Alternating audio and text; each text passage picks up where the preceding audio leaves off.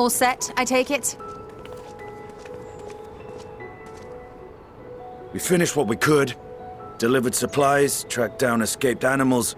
Trivial tasks as they may be.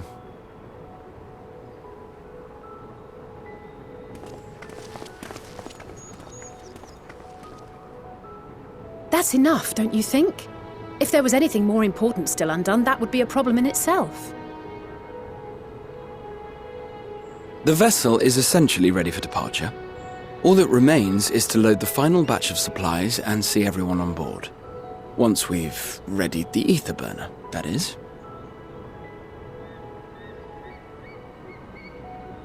Ah, had a feeling we might find you all here. Our consultations with the Loperates, too, have run their course. Pleased I am to say that our researchers' concerns have for the most part been allayed, though some insist on making adjustments to the very end. For their part, Livingway and her peers have graciously offered to stay and keep the people company, lest any lingering queries go unanswered. All that remains is to wait for the refined adamantite. Alphino, are you there? It's me, Cryle. Your special delivery has arrived. Round up everyone and come to the harbor at once.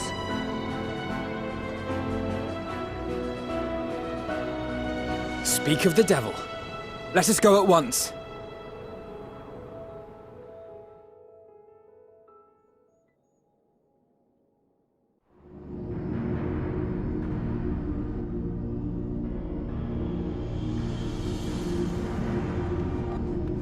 Forgive the intrusion, Master Fortuner.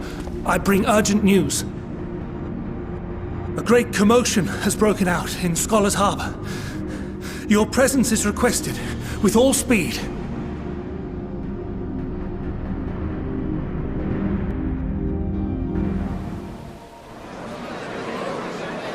Now, where might this delivery be?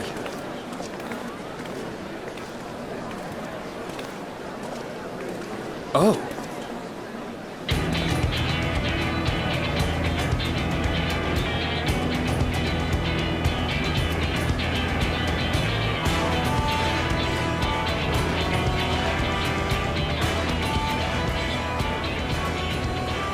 I'm sure it's very important, but we cannot accept these without the proper permits.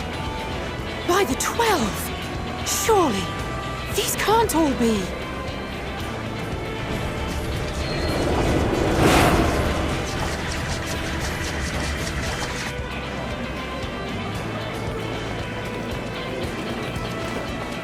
Bleeding hellfire!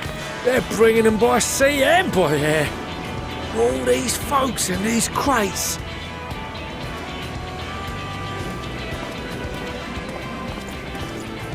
And more on the way. Got your adamantite right here. A bigger haul than any of these sorry bastards brought, and that's no lie.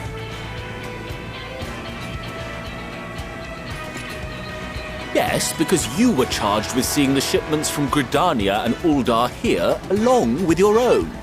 Give credit where credit is due. Sounds like the sorry whinging of a sore loser. An hypocrite to boot. Ain't no way a scrawny whelp like you took a dozen steps inside a Dalaman shard. I'll have you know I went all the way to the entrance. Furthermore, 'twas my contacts that enabled us to enlist the cooperation of the Sky Pirates.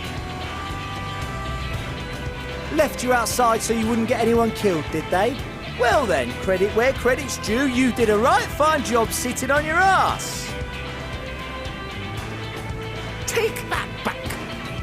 Make me. I will not stoop to your level.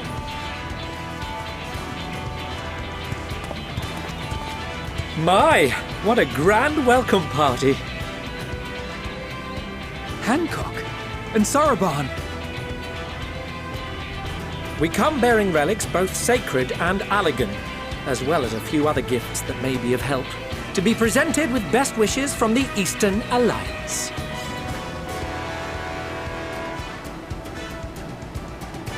I myself have come with a sacred relic of Rayson Temple, 'Twas passing fortunate that Senri's dango craving brought us to Kugane. We arrived precisely as Hancock was making his arrangements. Upon learning of your need, we made haste back to Hell's Lid, with our dango, never fear, and consulted with the other auspices. All consented to the lending of Tenzin's legendary Phoenix Blade for this noble cause. Suzaku and Seiryu were nevertheless worried that it might be lost in transit, however, and insisted upon accompanying me to Onakoru, where I had intended to entrust it to our Confederate allies. I thought instead to give it over to Hancock when we chanced to cross paths yet again. But alas, Seiryu remained ill at ease and ordered me see the blade into your hands personally or die trying. We did, of course, need quite the impressive vessel to get it all here in time. Fortunately, our majestic associates have been more than helpful. 'Tis an honor to join the Warrior of Light on another adventure, they tell me.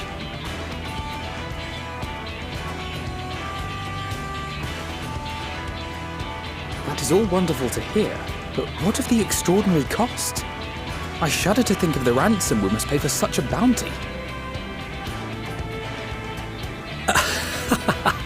Fret not for your coin purse, young Alphino. Lord Lolorito looks ever towards the profits of the future, and thus the East Aldenard Trading Company went to some lengths to reduce the financial liability. And since the Scions funded the entire venture, not a gill need be rendered up in compensation. Everything is already yours. We funded the venture? When? Don't let the name fool you. This coin keeper knows a thing or two about spending.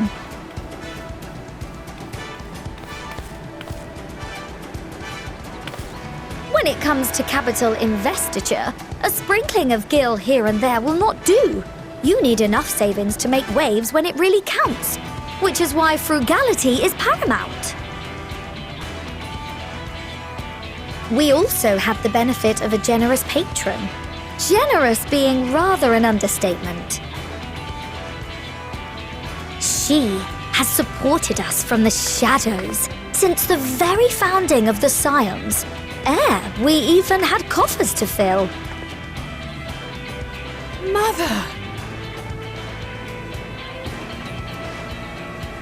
Amelians. I remain, of course, an entirely neutral party. I simply thought our family's coffers were needlessly full.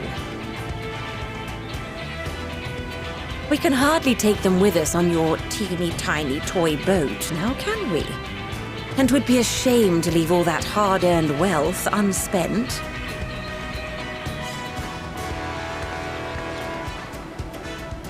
Waste not.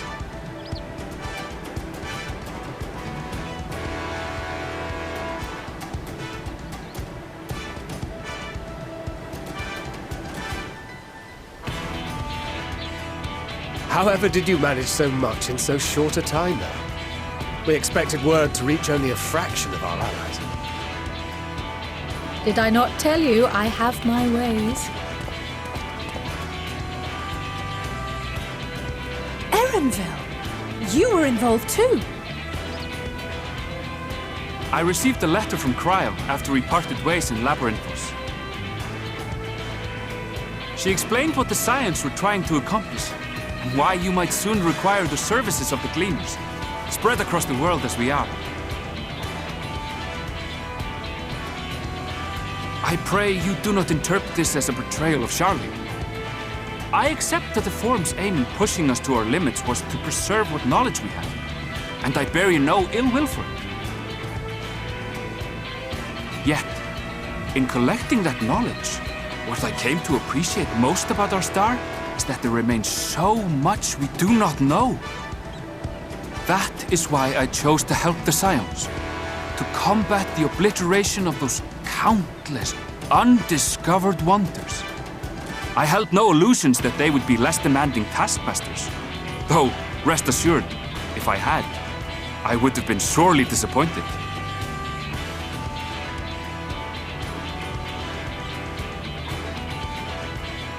To make a long story short, the whole of the guild ship cooperated to ensure your call was heard far and wide.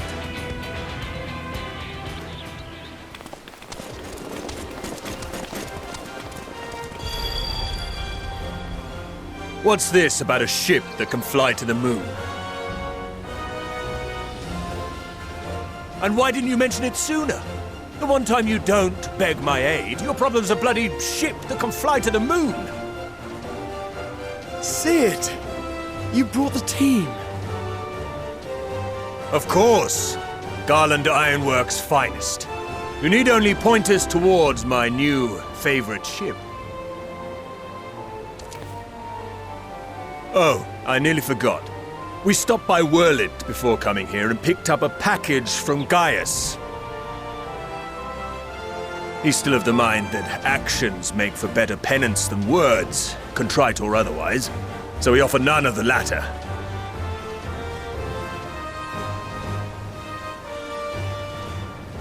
What he sent is an Allegan relic Valens used in his weapons experiments.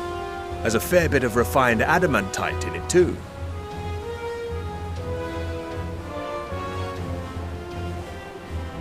As you like us not suspect, we've also brought adamantite for Mordona's Dalamud shard. I admit to some consternation upon first receiving Quoll's message. So few Scions remain at the Rising Stones now. Far too few for such an expedition. However, the Gleaners were able to secure us reinforcements. Idleshire's treasure hunters, not least among them. I know. How the gobbyflop thought. Slowfix's gratitude for the safe return of his daughter has not waned, and he gathered his kin to our side with an astounding quickness. The clash between their machina and the Allegan defences was a sight to behold. I wager even you would have been impressed by the magnitude of the gobby booms.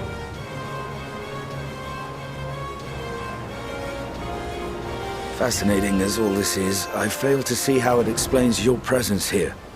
Does Razat-Han not have more pressing concerns?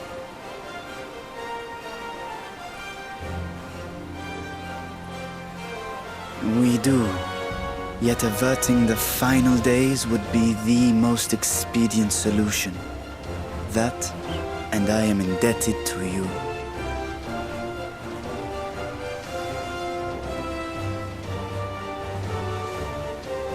Though they chose to take their leave of Thavnair, those you saved in Galimund remain my people.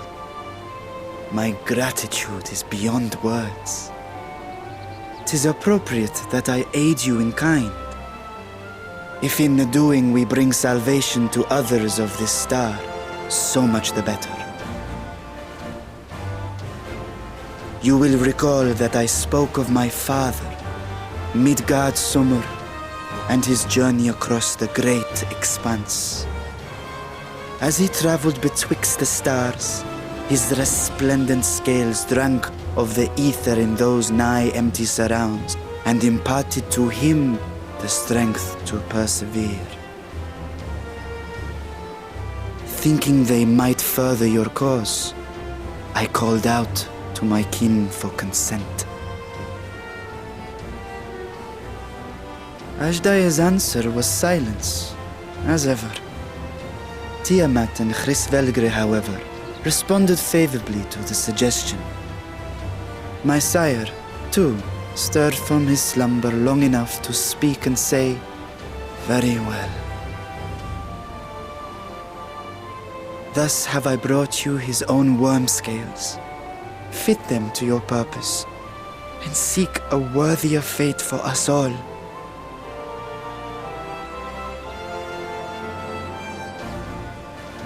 You'd be hard-pressed to find someone else so familiar with the unique properties of dragon scales. So I invited myself along.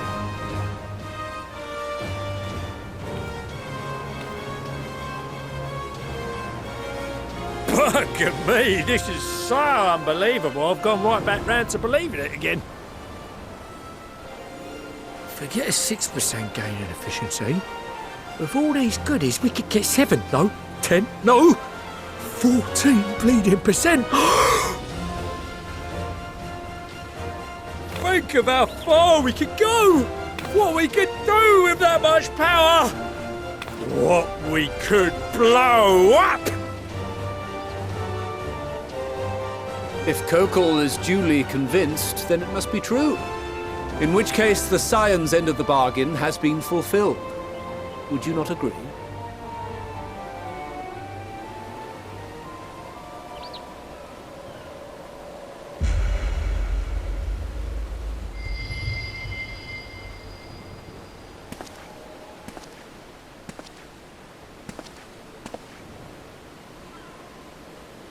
Yes, Father?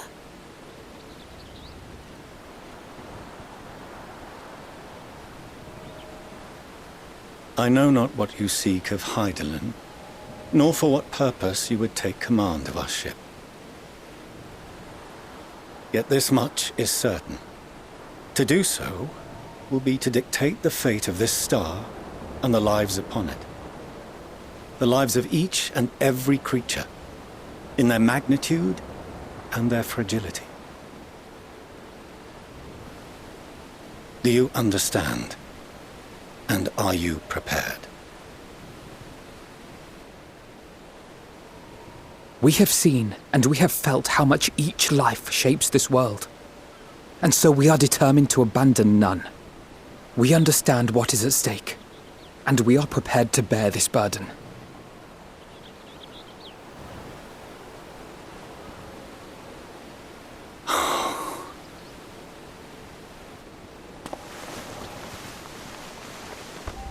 Then I will bear it with you. I beg you, share your struggles with me, as family.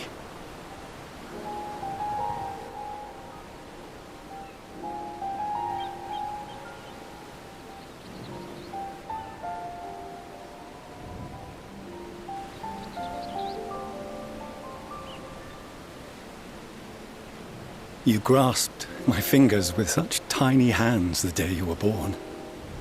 I thought my heart might burst. 'Twas love and happiness beyond expression. Overwhelming, and a conviction so powerful that I trembled with something close to rage. I had heard the final days foretold.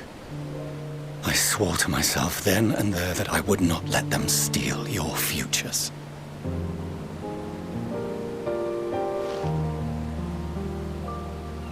The great Exodus would succeed, must succeed. No sacrifice or sin was worse than the alternative. If anything gave me pause, 'twas mine own father. The Archon Louisoix openly decried Charlian's policies, a perspective which I regarded with increasing disdain as I grew older. Yet even as part of me thought him a fool, perhaps I also hoped that he, of all people, would devise a brilliant means to save my children. A naive hope, but stubborn enough that I could never bring myself to keep you apart.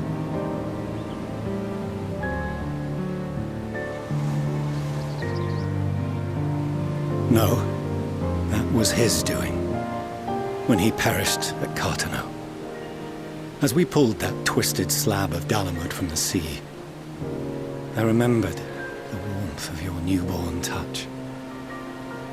Chastened, I vowed never again to suffer any interference in my mission to protect you.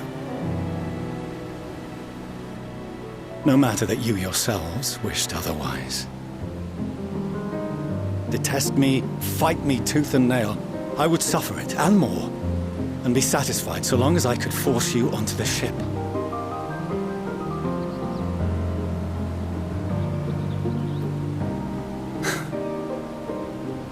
I was wrong. You two have grown so much stronger and so much wiser than I dared dream. You have earned the right to walk your own path, and already begun to do so. Good. Because there are things we care about, and people we love, and none of them is replaceable. Not a one. It cannot have been an easy journey for you to have come so far. We shall be glad to acquaint you with the finer details someday, once this danger has passed. All that we have seen and heard, that we have felt and learned in our travels. Ours is not a kind world, but it is beautiful. Always. Oh no. Are you quite sure that's wise? After all, someone turns pale and flees the room when he sees so much as an envelope containing word of your adventures. Whatever will happen if he learns what you were really up to? Millions.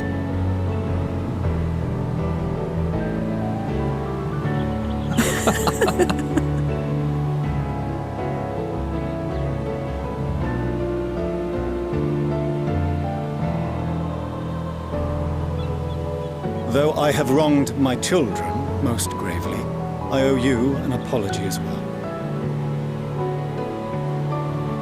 I assumed that it was the Scions' influence that made them so keen to charge headlong into danger.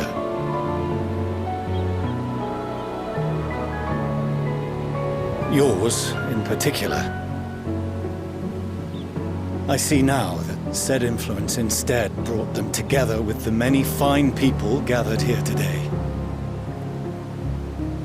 In which case, I hope you continue to guide them.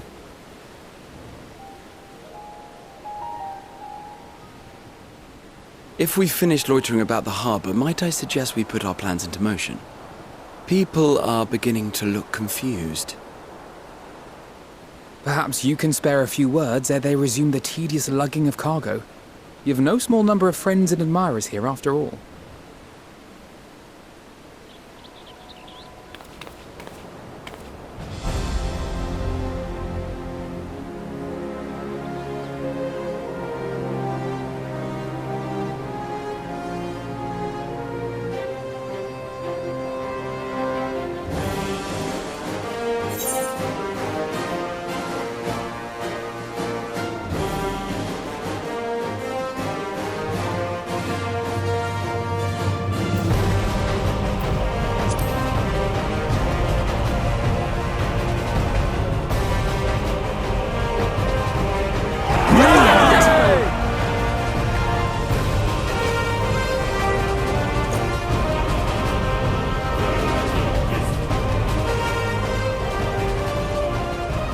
Your assistance is appreciated. Now, in an orderly fashion, if you please.